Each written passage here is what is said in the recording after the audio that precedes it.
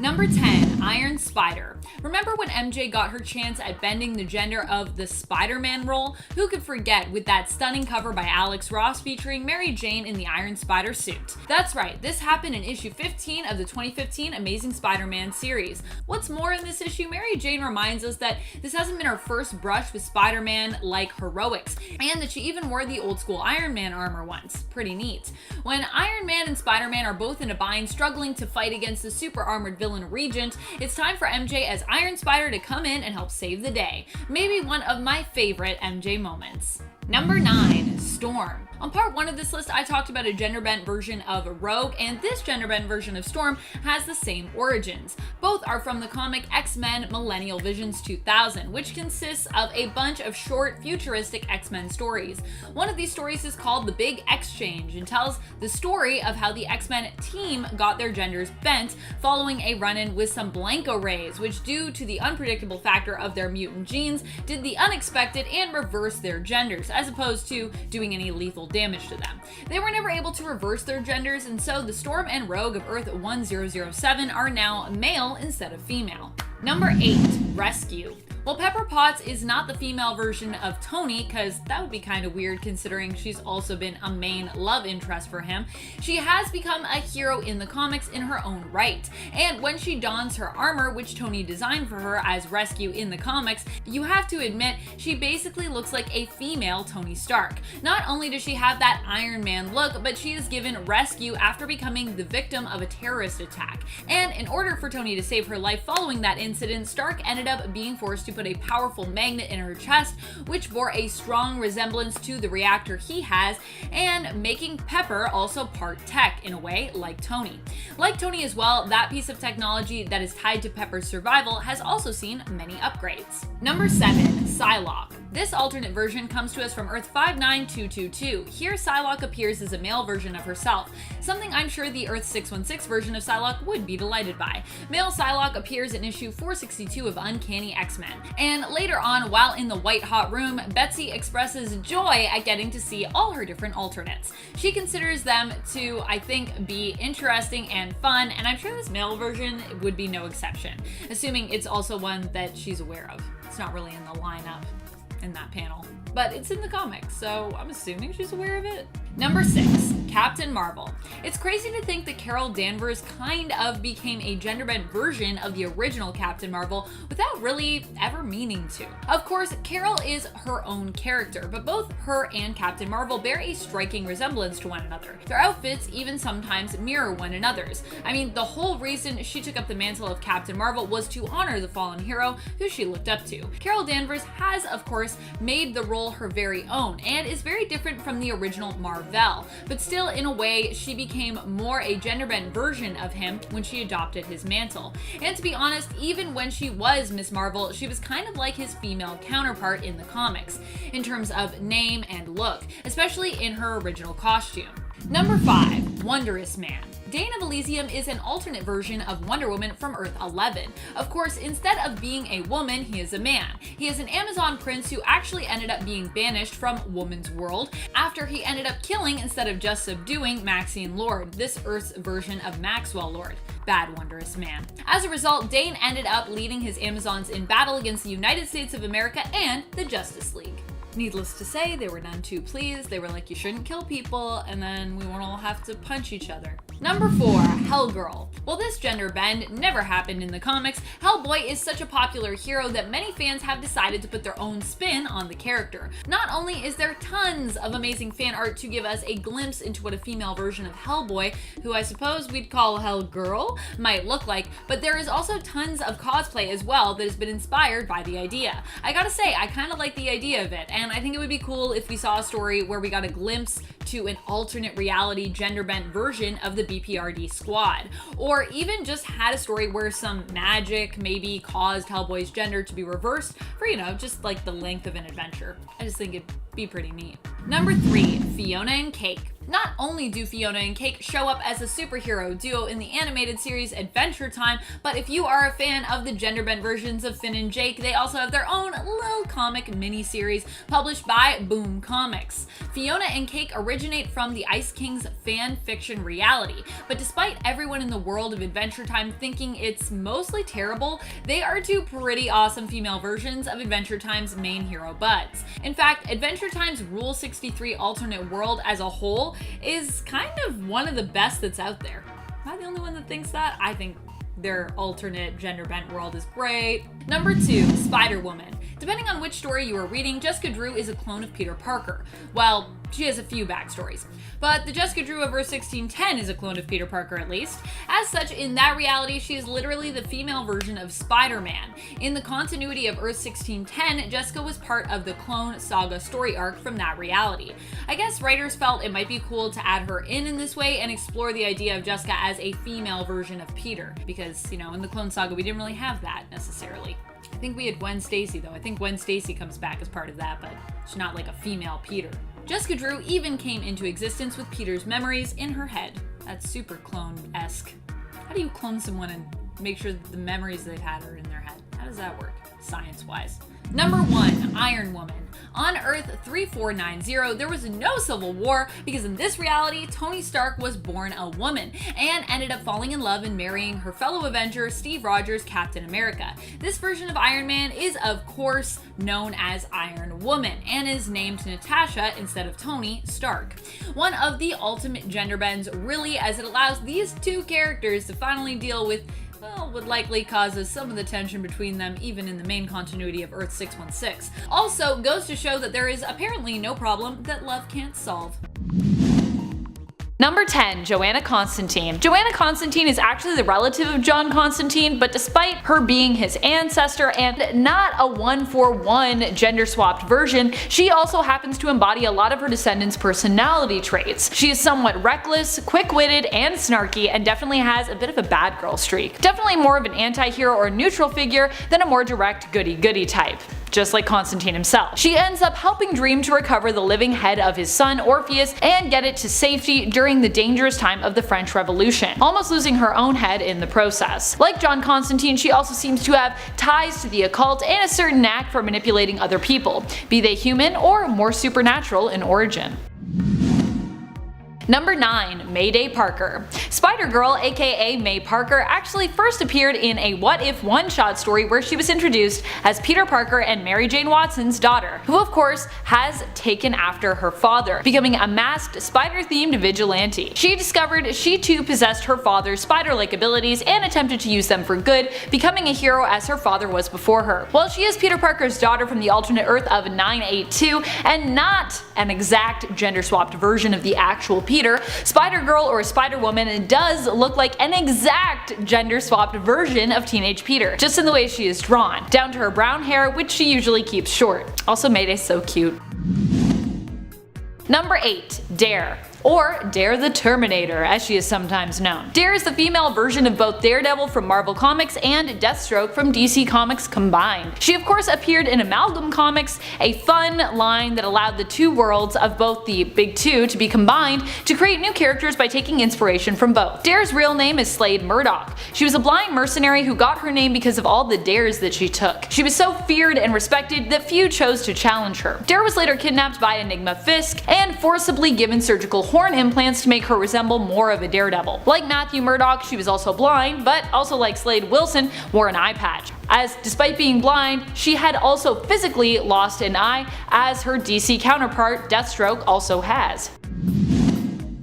Number 7, John Gray. Also known as Sunspot actually, but despite his hero codename, this alternate hero from the New Exiles was actually a gender-bent version of Jean Grey. John had similar powers to Jean and had her bright red hair. He was also joined on the Force X team of mostly mutants by a gender-bent version of Cyclops and Iceman, and alternate versions of Beast and Spider-Man.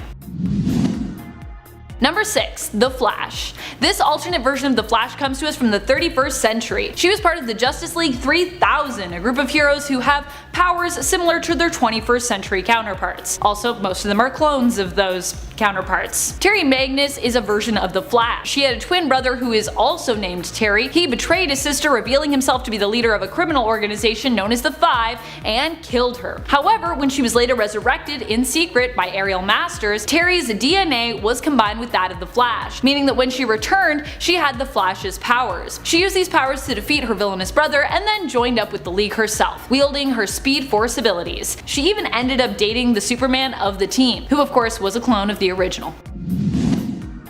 Number 5. Variant. Scarlet Taylor was converted to a cyborg in a very similar way to her male counterpart, Cyborg, aka Victor Stone. She was a military soldier who survived a massive explosion in Baghdad, suffering life-threatening injuries as a result. A man who appeared to be Silas Stone, Victor's father, encouraged his son to help him and his team at Star Labs to use the Mother Box to save Scarlet's life, by turning her into a cyborg as they had with Victor. Reluctantly, Victor agreed, and Variant was born as Scarlet Taylor was transformed into a female cyborg. She would later appear in a few issues in the 2016 Cyborg series.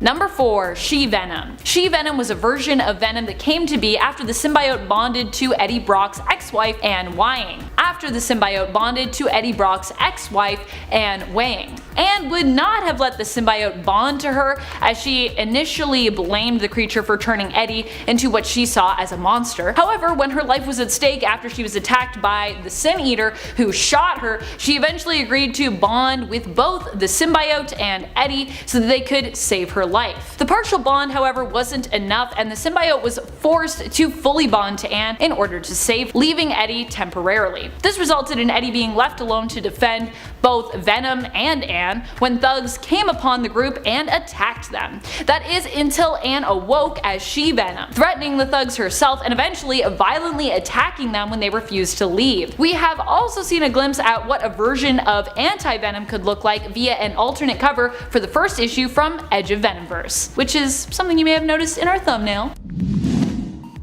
Number 3. Black Panther. Female Black Panther isn't an exact female duplicate of Black Panther. Instead, this gender bend more applies to the role of Black Panther, the heroic role. For quite a while in the comics, Shuri took her brother T'Challa's place and as ruling monarch in Wakanda, becoming Wakanda's queen and hero. Shuri had always aspired to become the first female Black Panther in Wakanda's history, and T'Challa himself helped to train her in case such a day ever came that she would be called upon to take his place. This would happen when T'Challa fell into a coma following a battle. Despite wanting to become Black Panther again after he had recovered and emerged from his coma, T'Challa was called upon to become the King of the Dead instead and rule the underworld, which meant Shuri was left to continue in her reign as queen and in her role as Black Panther for some time. Although Black Panther would of course become king again and become Black Panther again. In fact, at one point both of them were Black Panther. 2 Black Panthers is better than 1.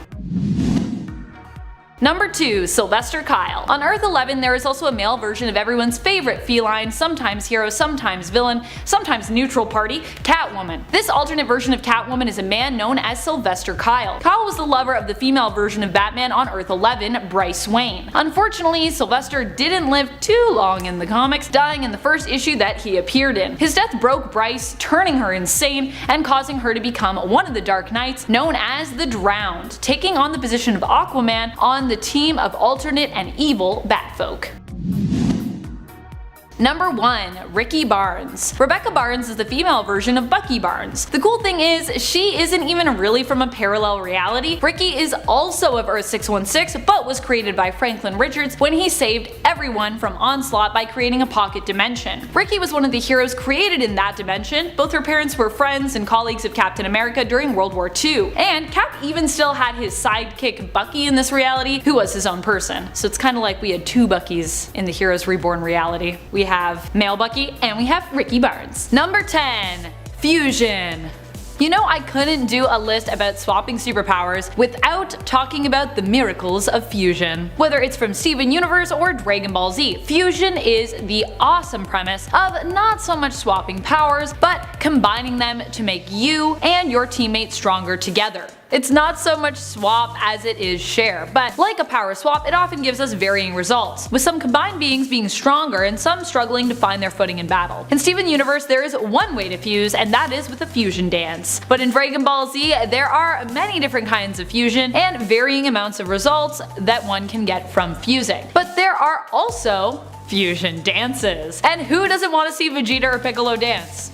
You're welcome. Number 9. Batwoman and Batman. While these two superheroes don't really have superpowers, and both are similar to one another, they did have something very different going for them at the time of the swap. During the animated series Batman, the Brave and the Bold, Batwoman had become resentful of Batman after being unmasked by the Riddler and forced into vigilante retirement herself. This version of Batwoman is Katrina Moldoff, a wealthy heiress to the Moldoff circus, and a skilled acrobat and athlete, so maybe a little more flexible than Bruce. Also, FYI, not Bruce's cousin. She teamed up with a wizard who helped her to swap bodies with Batman so she could get revenge on the Riddler by killing him while in Batman's body. Gasp. However, her plot was foiled and she ended up arrested, though Batman decided to forgive Katrina, assuring her he'd be there for her when she got out of prison. Swapping powers with Batman would be hard because I feel like his greatest power is actually just his brain, which is usually the thing you keep when you do a swap, your mind. Number 8. Emma Frost and Storm. So before Emma Frost was a hero, she was a villain. And while she is a villain in this story, I'm gonna count her in this power swapping list, as she currently is much more hero than villain now in the Marvel Universe. In fact, her villainy was pretty short-lived in regards to how long she's been around for. In Uncanny X-Men Volume 1, Issue 151, she forcibly swapped bodies with X-Men member Storm. Emma enjoys this new body and the new powers that came with it, relishing in her control over the elements. Meanwhile, Storm struggled to get a handle on Emma's telepathy abilities. I wonder if this just goes to show that anything you can do, a telepath can likely do better. Provided, I guess, that they're in your body? They need to be in your body to have your powers, so. But then they'll do it better than you. A million times better. Number 7. Daredevil and Doctor Doom. So this story has kind of become one of my current obsessions. It takes place in Daredevil Volume 1, Issue 38, and it's hilarious! I know you might be thinking that Doctor Doom really isn't a hero, but although he's a villain in this story, he sometimes plays the role of hero in the comics. Not this one, but still. So I'm gonna choose to call him a hero this time, mostly so I can share this awesome comic with you. Basically, Doctor Doom wants to infiltrate the Fantastic Four, and decides to swap bodies with Daredevil to do it. He kidnaps Daredevil and places him in really weird traps in order to test him to see if he would be a good fit for the body swap. Daredevil passes with flying colors, and the two swap. Doom in Daredevil's body seems to enjoy his new abilities, and weirdly it does not seem to notice that he is in the body of a blind man. What? Daredevil in Doom's body manages to escape the prison he was originally trapped in because, you know, he looks and sounds just like Doom, so he can just be like, hey guards, let me out. And he threatens Doom by causing to harm Latveria by starting a war while in his body if Doom doesn't swap back. It's odd and fantastic, and well, you should really read it. Oh, and it's also written by Stan Lee. Of course, only Stan Lee would come up with this crazy idea. I miss Stan Lee. Oh no, I made myself sad. Number 6. Ultimate Spider-Man and Ultimate Wolverine. Oh man, this one was a strange one. So here's the story. To teach Wolverine a lesson because he's being too flirty, Jean Grey mind swaps him. She doesn't pick anyone specific, and it is Wolverine's dislike of Spider-Man that apparently somehow has him ending up swapping with Parker. The two basically go around mucking up one another's lives and trying to swap back. The weird thing is poor Peter is put through this for really no reason, and this seems like a fairly cruel move on Jean's part towards Logan. Like, maybe instead of forcing a body swap, try talking to your teammate first about his inappropriate behavior? I don't know. The creepiest thing is that you later find out that while they were swapped, Wolverine in Spidey's body tried to sleep with teenage MJ. Yikes. I mean, I'm not really surprised, but also, what? Number 5. Hulk and Thing. The Hulk and Thing realized that a battle of who is strongest needed a more scientific solution. So what do? Swap bodies. But wait a minute. Don't they essentially have the same powers? How is this swapping? They do have similar abilities, but they have one key difference when it comes to their powers: the restrictions attached to them. Whenever the Thing is fighting Hulk, he often actually holds back as he does not want to hurt the Hulk, who he knows is really just a good guy but who just can't control himself. Hulk, on the other hand, is restricted by his lack of control, as his strength often comes from his rage-fueled outbursts. The two swapping allowed them to escape their own restrictions and, in a sense, make for a fairer fight. I think we can all guess who's still stronger though. I think we all know. Do I need to say it? I don't need to say it. Number 4. All of the Guardians of the Galaxy. Plus Pip.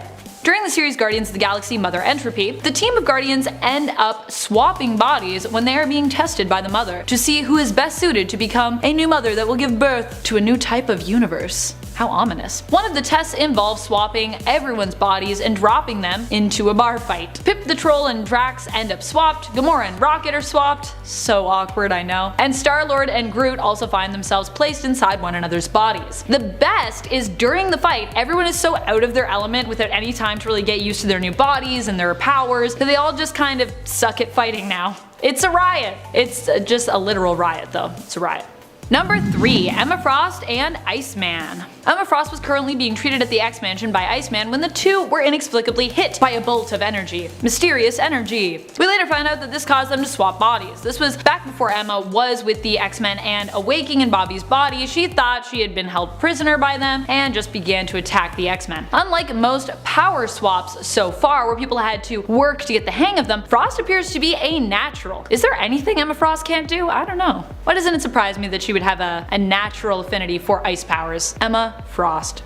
Later, when everything was resolved, her prowess with Bobby's powers proved useful, as she was also able to help him gain more control over them himself, proving to us once again how great of a teacher she really is. This was kind of the beginning of her becoming good, so yay. Number 2. Blonde Phantom and She-Hulk. She-Hulk and Wheezy ended up swapping after She-Hulk learned how to perform a mind swap from the Ovoids. They taught her by basically almost like a telekinetic brain surgery on her, which resulted in some psychedelic panels. Seriously, one of my favorite panels in comics is in there. It's great. She was looking to mind swap with Louise so she could inform the others on a spaceship sort of what was going on for her and her group. When her and the now reverted to middle-aged Blonde Phantom did swap, they ended up swapping builds and abilities, though their minds stayed in their own bodies. Jennifer actually had to convince Louise to swap back with her afterward, as Wheezy preferred to keep her She-Hulk strength and her tall muscular build. But she was dating She-Hulk's dad at the time, who told her he actually preferred her the way that she was, prompting the two ladies to swap back. He probably also didn't fancy being in a relationship with someone who kinda had the exact same shape as his daughter. It's kinda weird. Maybe don't do that, right? He was like, not into it. Number 1. Spider-Gwen and X-23. Despite being from two different universes, these two ended up swapping powers and bodies. It all happened accidentally in the all-new Wolverine Annual Issue number 1, when the Red Hornet thought she was targeting Logan and not the new Wolverine, and the two soon managed to meet up back in the main continuity and track down the Red Hornet and make her reverse the swap. But X-23 seemed to be better at using her new spider powers in comparison to Spider-Gwen, who was stuck in her body. During their fight against Red Hornet, Spider-Gwen actually accidentally stabbed herself in the head with her new claws. She's trying to like fight like this. Bad idea. Thankfully she healed and was back up on her feet shortly. Keep those away from your face. Keep them away. Number 10. Ultron. Tony Stark vs. Hank Pym. The MCU is no stranger to making the changes it sees fit to make sure its wonderful cinematic universe fits together. Yes, I said wonderful.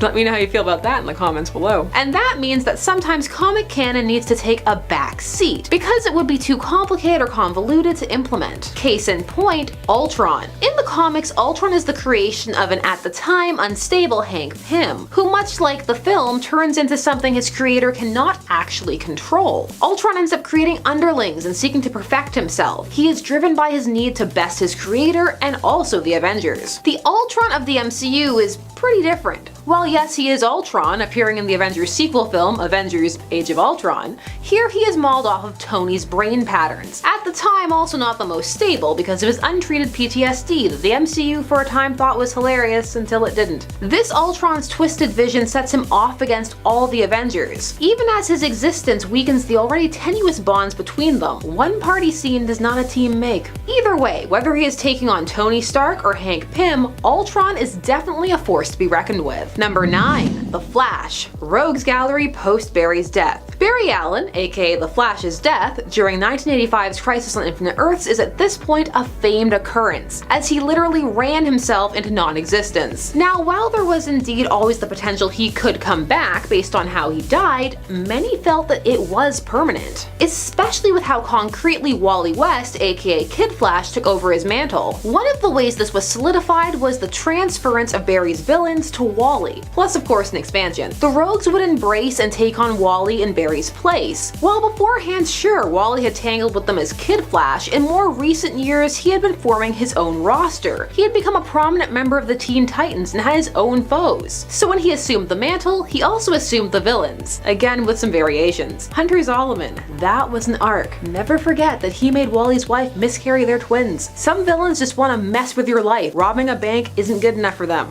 Not even close. Dark, dark stuff. Number 8. The Enchantress and Scarlet Witch. The Enchantress. A character you have to specify which company you're looking at because, well, she comes from both Marvel and DC. They both have one, and they're both female villains, and they both have something to do with magic. The Enchantress began her Marvel existence as a villain and quasi-love interest for Thor, although it was pretty one-sided. Amora, despite not being overly utilized, is one of Thor's greatest enemies, but over time she found herself branching out. When your enemy joins a team, it's only natural that you may find some other people on said team to torment. Amora would find herself getting into it with the Vision and Scarlet Witch, particularly the Scarlet Witch. This was back when Scarlet Witch and Vision had their own comic run that focused largely on establishing their relationship, which it did quite well, even though many of the writers who worked on it hated that relationship. In the Scarlet Witch, the Enchantress would find herself well matched, and they would both be on theme together. It was a case of a pairing that just for many made sense. Two magical, powerful ladies squaring off. The opposing yet complementary color schemes didn't hurt either. Those things matter, people, more than you think. It's subconscious. Number 7. Parallax. Let's deal with a swapped villain via retcon. And this is a fun one because it gets convoluted. And you know I love that. So the death of Superman, aka Kelly's totally favorite story of all time, graced the world with the death of Superman, obviously, but also with the destruction of Coast City. This occurred while Hal was not there to defend it, and it unbalanced him. This was because millions died, including members of his own family, so he slowly began abusing the power of his power ring, trying to recreate the city and, well, some of the people in it. And when he was called up for it, he snapped. He would kill the Guardians, kill the rest of the Corps, and become the villain known as Parallax. He would eventually die in the middle of the sun, and then become the Spectre, or rather, the host for the Spectre. However, when Rebirth, the story, not the company-wide soft reboot, came, Hal would find himself fully returned to life, but he killed a lot of people. How are we supposed to read about him? Well, the solution? He was possessed by Parallax, a fear entity, so he gained an excuse and a villain. Huzzah! Parallax would go on to be a problem for many heroes, mostly so that it could be like, look,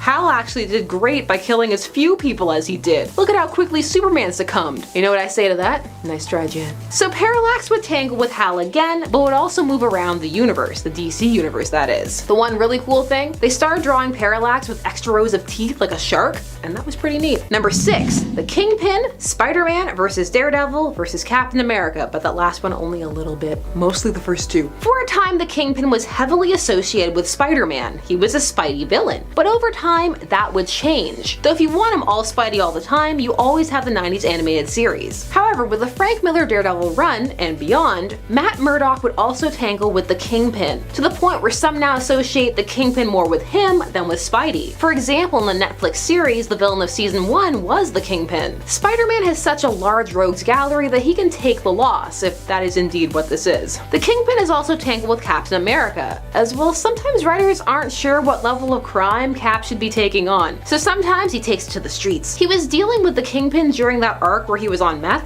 ice. Good times. For the reader, not for Cap. Number 5, Archangel, Warren Worthington, with the wings of an angel. I have to say it, the 90s series ruined me. In my head, I'm saying it as Apocalypse as well. He was a founding member of the X-Men back in the 60s, but would find himself facing off against them. This was when, after the loss of his wings, he was turned into the Horseman of Death for Apocalypse. Archangel would eventually find himself in the role of anti-hero, and as a result would team up against Apocalypse, but he would still have some of the X-Men against him. He's fought members of pretty much every team he's been on, especially X-Factor. Sometimes he's the villain that his teammates fight, sometimes he's cured, sometimes he's disappointing his younger self. You have choices. Number 4, Loki and Doctor Strange. Now this duo just makes sense, doesn't it? Be it as foes or as an awkward team up, but it actually took a while to happen. Loki is fixated, let's use the word fixated, on Thor and Asgard. That's where he spends most of his energy. He will occasionally expand it out to the Avengers, but it usually has a take that Thor slant to it. However, then the MCU happened, and Loki skyrocketed in mainstream popularity, so his motif and appearance changed. With that came an arc where Loki became the Sorcerer Supreme, and Doctor Strange became a vet and got a dog,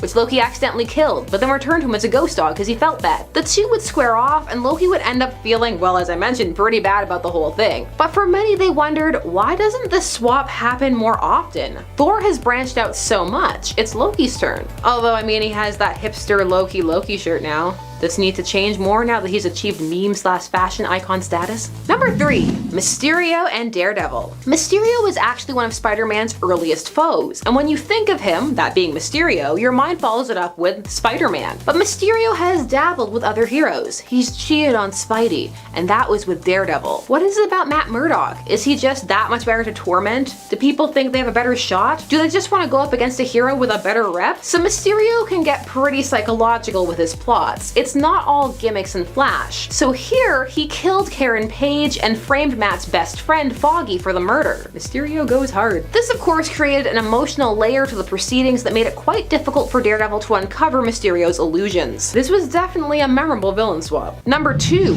Emperor Joker. This story pit the Clown Prince of Crime against the Man of Steel, and found quite the creative way to even up the odds. This isn't the first time the Joker has gotten tired of failing against Batman and tried his hand with another hero. This time to even the odds, the Joker had managed to trick Mr. Mxyzptlk, which no one can say, so don't feel bad, except for you champs who can say it out there. He tricked him out of his powers, and as a result, he had all the power reserves of the 5th dimension, which means he was pretty much omnipotent. He could do anything. And he uses these powers to create his own topsy-turvy mad world that Superman has to navigate. Where is Batman?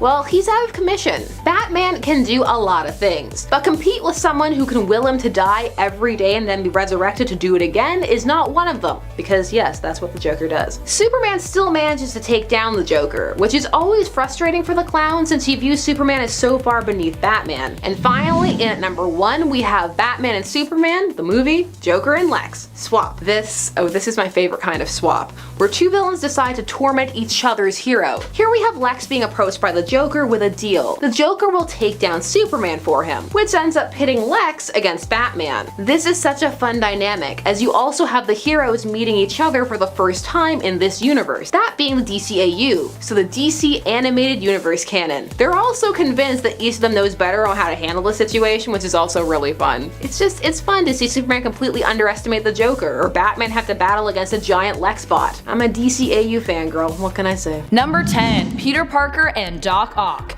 This one is for you, Nerd Squad. You asked for it and you get it. While Doc Ock is not really a hero in his own right, he does aim to become one after taking over Spider-Man's body. Spider-Man, of course, simply passes on as Doc Ock's body is dying, so this is kind of less of a swap, more of a become the hero. Take a body taking, body snatching. Although some of his subconscious seems to survive and even be able to influence Doc Ock despite the swap. Why does this swap happen? Well, Doc Ock doesn't want to die, but like Kraven before him, he is also looking to prove a point. Namely, that he is better than Spider-Man at, well, being Spider-Man. Hence the name, Superior Spider. He ends up brutally taking down those who would oppose him and even employs a bunch of spider bots to help keep the city safe. It's all for naught, however, as Green Goblin still manages to beat him, causing Otto to admit defeat and relinquish the body back to Peter Parker. Though fortunately we do still get an Otto Octavius Spider-Man. Again, later. Spoilers. Number 9. Superior Spider-Man and Doctor Strange. This one is more of an equipment swap, but a big part of a superhero's power makeup can be equipment. During a fight against Master Pandemonium in Superior Spider-Man Volume 2, Doctor Strange and Superior Spider team up. When discussing how best to take their foe down, Doctor Strange suggests brain surgery might be a good option to consider on their giant foe, to help sever the ties between him and his power. Otto adds that Strange is not the neurosurgeon he once was, and offers additional help for this seemingly ludicrous plan. Doctor Strange gives Otto his cloak of levitation, and Otto gives him his spider arms. Superior Spider-Man flies around while Doctor Strange uses the extra limbs to kind of help hold open Master Pandemonium's giant head as he performs the surgery, wandering further and further into his brain. It's not weird at all. Nope. Number 8. Rogue and Gambit. So we all know that Rogue is kind of the queen of power stealing, or a power borrowing. But did you know that at one point she was also the queen of power swapping? Or I'm maybe just the princess, as it was only one time. In the Rogue and Gambit miniseries, her and Remy are forced to destroy golems that resemble them in order to get their powers back after they've been stolen. Their powers end up getting a little bit mixed up during this time as they destroy each other's golems a couple of times, causing them to have some of each other's powers. Rogue even makes some gambling puns. It's pretty cute. Also, it's just a super cute series if you're a fan of the famous couple. You should read it. Rogue and Gambit, Ring of Fire, 1 through 5, miniseries. Number 7. Psylock and Jean Grey. This power swap was a weird one, as it was never really fully explained as to why it happened. It just kinda happened. In truth, it was likely never revealed because the storyline it was a part of never got all the time it needed to unfold. Chris Claremont set up the X-Men where a lot of things had just happened and appeared to be going back to explain why and how, but did not get enough time to do so for Psylocke and Jean. So, all we knew now was that Jean was telepathic and Psylocke was telekinetic. Though over time the lines between these two different psychic abilities would blur to the point that Psylocke would eventually have both after her full potential was unlocked by an alternate Jean Grey. Originally it was like you can only be telekinetic or you can only be telepathic, and then later they were like screw it, everyone can be everything, it's fine, it's great. You have a strong mind, do whatever you want. Number 6. Spider-Man and Hulk. This wasn't a two-way swap, but it was a pretty cool one nonetheless. During a fight with Hulk, whom Peter basically ran into on an assignment, working to get photos of him, Spider-Man was zapped by a thingy. He actually calls it that in the comics, a thingy. This thingy ends up making Spider-Man feel super weird, and eventually, after getting shouted at by his boss Jameson and his colleague Betty Leeds, Peter ends up getting mad and transforming into the Hulk. Turns out the thingy had given him a dose of the Hulk's bioenergy, which was the reason for his transformation. He eventually gets it back and ends up fixing his Hulk-like issues. But for at least one issue, we gotta enjoy the zaniness that was Spider-Hulk. Spider Smash! Number 5. Raven and Starfire. This is a really cute one that also involves some body swapping. In the early 2000s show Teen Titans, Starfire and Raven end up having their bodies swapped after the Puppet King tries to trap their souls inside puppets that resemble them. Fortunately, Raven is able to use her abilities to prevent this from happening. Unfortunately, this also results in Raven and Starfire accidentally having their bodies swapped. Initially, they're unable to use one another's abilities and are almost captured by the other Teen Titans, who are under the control of the Puppet King. However, they share with one another stories from their past in an attempt to better understand one another and how to use each other's powers. In the end, it is this newfound connection that allows them to access their powers and defeat the Puppet King, saving their teammates. Once they are back in their own bodies, they continue to work towards understanding one another better, with Starfire joining Raven for meditation and Raven inviting Starfire to visit the mall with her. So cute! I love these two together, they're so cute. BFFs for life. Number 4. Invisible Woman and Human Torch. During the Fantastic Four film Rise of the Silver Surfer from 2007, we saw these two swap powers. The film revolves around Sue and Reed's upcoming nuptials, which are interrupted by the destructive appearance of the Silver Surfer. The Human Torch chases after the Surfer and eventually winds up in the Earth's upper atmosphere before plummeting down to the ground. Coming in contact with the Silver Surfer left its mark on Johnny Storm, and Sue attempts to console him, but when she reaches out to pat his shoulder, it becomes evident that the Silver Surfer also affected Johnny on a molecular level. We learned that later, but anyways, I just like saying molecular level. Sue begins to ignite, her whole body now on fire, and when Johnny attempts to flame on to help her, he turns invisible. It seems the two have swapped powers, though Reed quickly shows up and encourages them to touch again to see if that fixes anything. And it does, cause science. Reed Richards, so smart, just being like, maybe just touch each other again. What a brilliant mind. Number 3. The Thing and Human Torch. That's right, back to the Rise of the Silver Surfer. I couldn't mention Sue and Johnny and leave out the hilarious swap between Ben and Johnny. Reed surmises that the Silver Surfer's touch has done something to Johnny's molecular structure, and encourages him to simply keep a distance till he can figure out what specifically is causing Johnny to swap powers with those that he touches. But the Thing thinks it all sounds like a good bit of fun, and charges after Johnny for a hug. He successfully makes contact, happily enjoying Johnny's flame powers momentarily, while Johnny pouts at taking on the Thing's iconic rocky look. This whole playful swap just sums up their relationship in the comics nicely. They're like these kind of almost adoptive brothers, and they love teasing and poking fun at each other and pulling pranks. Super cute. One of the good things about that movie. Maybe the only thing. Who knows? Number 2. Superman and Batman. Sort of. As much as one can swap powers with Batman. I know y'all are gonna get mad at me. You're gonna be like, Batman doesn't have powers. He kind of has powers. He's Batman. Come on. He doesn't really have powers per se, as most of his powers come from his own sharp wits and years of training. In other words, they're all mental. But this little 4-parter story was too fun for me to leave it off of here, so here we go. After a run-in with Silver Banshee involving both Superman and Batman that left Bruce in pretty bad shape, Clark starts to lose his powers. First his X-ray vision, then his flying. Soon he is completely depowered. But where did all these powers go? It appears Batman now has them, though he isn't an expert at using them yet. He and Clark actually have a cute training montage, which is interrupted by Zatanna coming in to join them as she shares what she heard about Silver Banshee in an attempt to help get Clark his powers back. Oh my goodness. Also, like, superpowered Super Bat, as we call him, is just crazy. Oh my goodness. You would not want to run into him. Scary. Number 1. Power Pack. This group of siblings got their powers from a magical horse. Well, I mean, he wasn't a magical horse, but he certainly looked like a horse. Wildfire Whitemane was in reality a Chimelian who crash landed close to their home. Alex, Julia, Jack, and Katie Power went to investigate and found the alien. He told them he had been shot down by an alien race known as the Snarks. He ended up imbuing the children with his powers, which they then split between them. During times of great duress or stress, they could actually swap their powers, though they often didn't have much control over exactly how they would get swapped around. They would also often change up their code names as a result of their power swapping. Number 10. Bianca Steeplechase. The Joker, of course, is a villain with many alternates. Many different alternates. One of the hottest ones being Bianca Steeplechase. Bianca comes from the alternate universe belonging to Thrill Killer. In this universe, the Joker is a woman. While she may really like wearing low-cut and usually very unbuttoned blouses and tops, and may appear more alluring than most of the other versions of Batman's most iconic villain, she is also just as deadly as her main continuity counterpart, ruthlessly killing those who oppose her, and even enjoying doing so, just like the Joker. However, despite her deadly attitude and the fact that she helped to take out Dick Grayson and Black Canary, in the end she was also killed with only her partner in crime, Harley Quinn, surviving her, who in this universe is still a female and is the teenager known as Haley Fitzpatrick. Number 9. Miss Sinister. Miss Sinister was a clone of Sinister who was created when Sinister was killed by Mystique using Rogue's powers during the events of Messiah Complex. Claudine Branco was the unknowing carrier of a genetic virus which activated the moment Sinister died, transforming her into a female genetic clone of Mr. Sinister. While Mr. Sinister has a lot of clones, and I'm talking a lot, he has a whole city of them at one point, Miss Sinister is the most recognizable due to her basically being a gender-bent version of Sinister himself, which certainly helps her stand out. But also, poor Claudine. She did not sign up for that.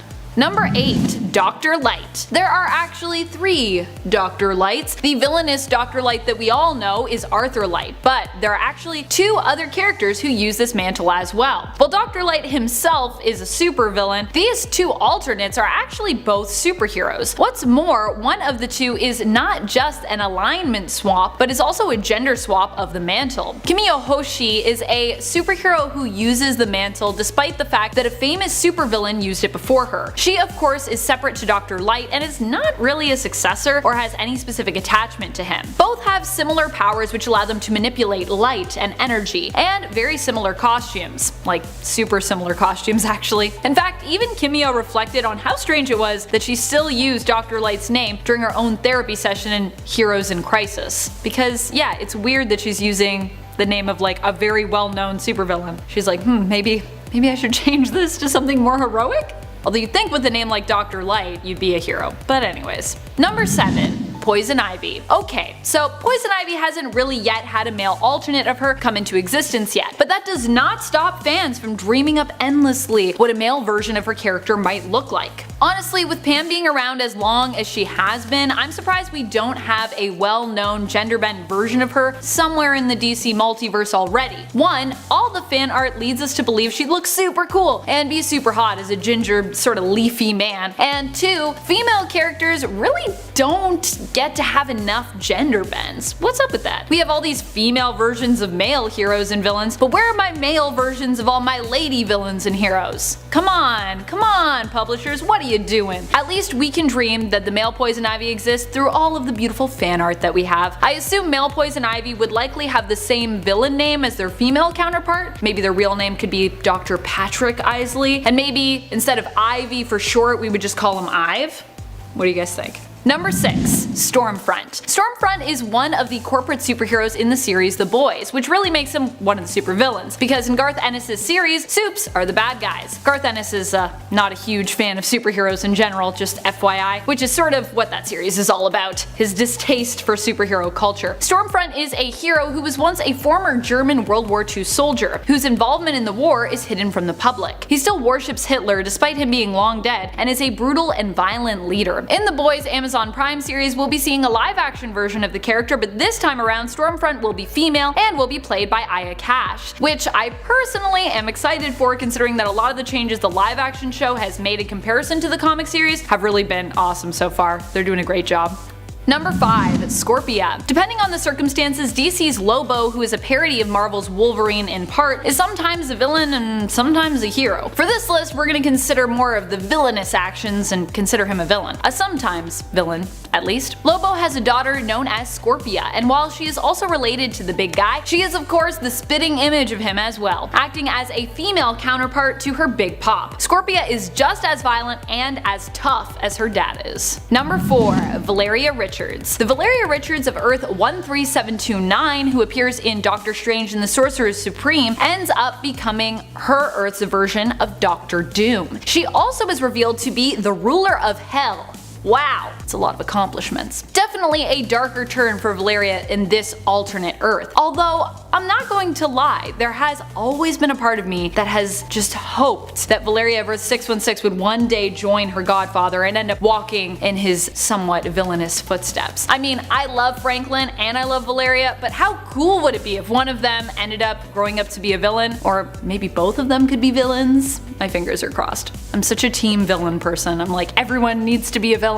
No superheroes will exist. The world would be so terrible if that's what happened in comics. Number 3. Alexis Luther. Alexis Luther is the daughter of Lex Luthor from the alternate universe of Earth 16. She originally was not inherently villainous like her dad, but was bald and brilliant like him. Actually, Alexis ended up dating Damian Wayne, Batman's son, in secret. However, due to her being the daughter of Lex Luthor, she found herself looked down upon by the superhero community, which was why they had to date in secret. In the end, this led to a sort of Carrie-like moment with less pig's blood and less explicit humiliation involved. After being excluded from a huge superhero party, she ended up plotting to reprogram Superman's security robots to get revenge on those who had chosen to ostracize her simply because of her relation to Lex Luthor. She even turned on Damian himself in the end. Number 2. Martha Wayne. As I said, the Joker has lots of alternates. A lot. And although I love Bianca Steeplechase, there is another opposite gender counterpart to the Joker that we need to talk about. Martha. Martha Wayne is from the Flashpoint timeline. In this reality, it was young Bruce who was murdered by Joe Chill and his parents who survived him. While Thomas Wayne seeks revenge on Chill in response and eventually becomes Batman, Martha is driven insane by the loss. She gives herself a Glasgow smile and ends up becoming the villain known as the Joker, an agent of violence and chaos, fighting against her husband Thomas, and has a tragic demise after she learns of who Bruce grows up to become in the main timeline, none other than everything she fights to oppose, the Batman. Number 1. Lady Loki. After Loki died during the events of Ragnarok, he appeared to be reborn as a woman, appearing as Lady Loki. In reality, he actually had hijacked Sif's body and would later be forced to leave it, though not before he impersonated Scarlet Witch in there, which was pretty weird and kinda cool. While this might have shocked some in terms of his appearance as a female, fans of Norse mythology will know that Loki is no stranger to changing shape. In fact, he is one of the most gender-fluid character in Norse mythos. We've also seen this incorporated into the comics with Loki Prime, who can now change shape at will into pretty much any of his previous forms, including Lady Loki.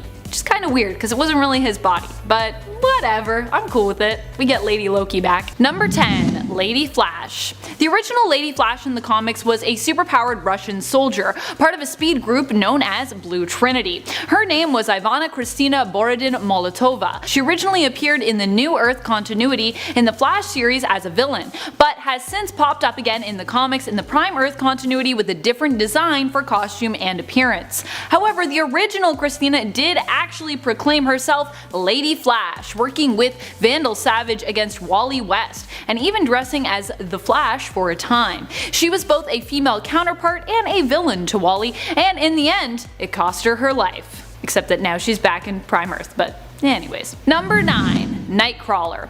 Once more, we return to the issue of X-Men Millennial Visions, an issue filled with short stories and pictures to help paint a collection of alternate worlds. One such world is classified as the alternate Earth of 1007, and comes to us from the short story The Big X Change. In this story, the X-Men all had their genders swapped thanks to a weapon known as the Blanco Ray, which when used on them, due to the unpredictable factor of their mutant X gene, caused them to swap genders as opposed to harming them as it was expected to do. As a result, one alternate we got from this event was a gender swapped Kurt Wagner, which is a female version of Kurt. The X-Men of Earth 1007 were apparently never able to reverse the effects of the Blanco Ray, and instead simply came to accept their change of gender as permanent. So there we have a female Nightcrawler. Number 8. Diamond Patch. This alternate of Emma Frost is not just an alternate of the single character of Emma, but was combined with Wolverine to give us this gender-bent version of Emma with a bit of a Wolverine twist. Diamond Patch came into existence when Gamora folded the universe in half, bonding each soul to another to create new characters, and resulting in the creation of the pocket dimension known as Warp World. Diamond Patch has Emma's aesthetic and light blonde hair and bright blue eyes, but has Logan's facial features and form as a man. Diamond Patch also wields claws like Logan, but they appear to be made out of the hard diamond metal material belonging to Emma's diamond form. They also share a name with Emma, also having the last name of Frost. Number 7. Superwoman. There have been quite a few female alternate versions of Superman over the years, and the name Superwoman has been used by various different characters, but for this entry I'd like to talk about the short-lived but often revisited version that is Lois Lane as Superwoman. Oddly enough, with both Lois and Clark having dark hair, it means that Lois makes a pretty spot-on female version of the superhero. This alternate first appeared in Action Comics issue number 60 in the Superman story entitled Lois Lane Superwoman. In this story, Lois Lane becomes the superpowered hero known as Superwoman after receiving a blood transfusion from Superman, but it turns out it was all just a dream, at least this time around. Alas. Number 6. Angel. Another X-Men that underwent the Big X Change, along with Kurt, whom we spoke of earlier, Angel! And I'm not going to lie, Warren Worthington III looks pretty good either way, I think. In Millennial Vision, we get to see what Angel would look like as a woman, flying around with long, thick blonde tresses and those giant white feathered wings. I'm not sure about that pose though, looks a little awkward. Like most female counterpart poses, I guess. Most female character poses. Why do females always get the awkward poses? Number 5. Lady Deadpool. Deadpool is an alternate version of Deadpool from the alternate reality of Earth 3010. Like her Earth 616 counterpart, she also has a regenerative healing factor. Her last name is also Wilson, but her first name is Wanda.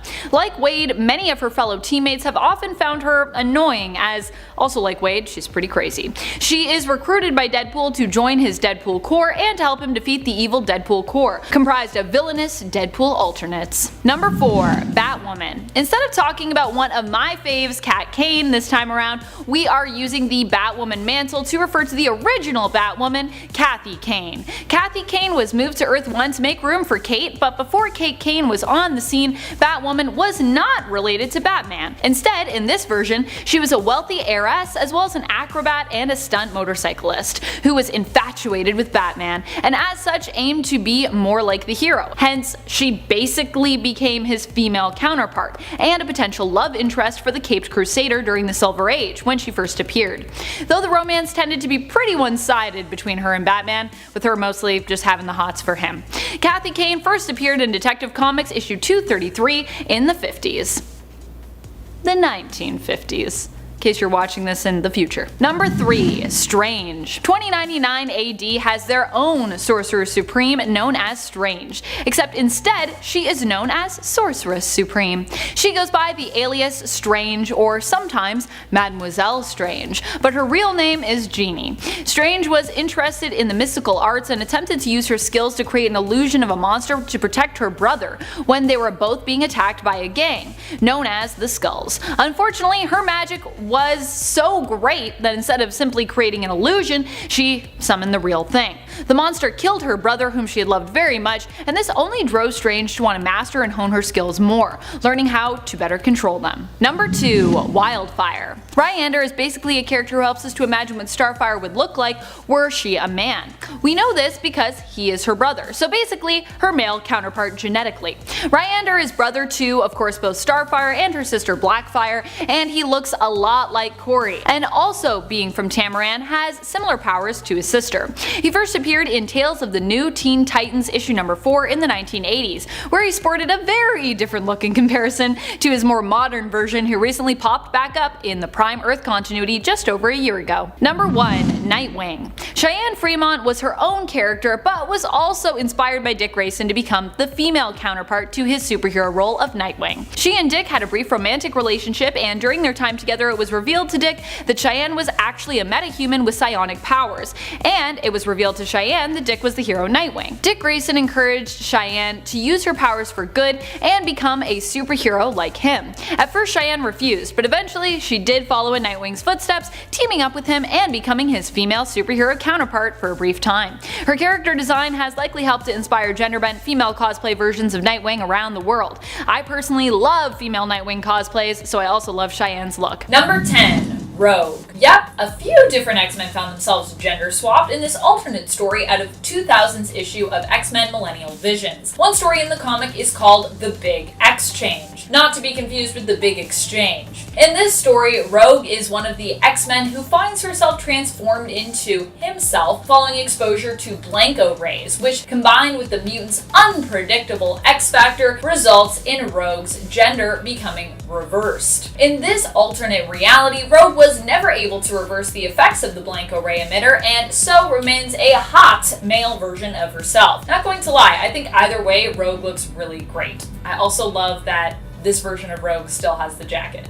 Everyone looks good in that jacket. Number 9. Green Lantern. The Green Lantern of Earth 11 is known as Kylie Rayner and is a straight-up gender-swapped version of Green Lantern Kyle Rayner. What's so cool about Earth 11 is everything pretty much mirrors DC's main continuity save for the characters' genders, which are all reversed. This includes the superheroes' costumes. Just like her male counterpart, Kylie Rayner also wears a full Green Lantern bodysuit with the mask. It's kind of refreshing to see that all that changes is the gender of the characters, but the outfits in the instance of Earth 11 swaps, for the most part, just stay exactly the same.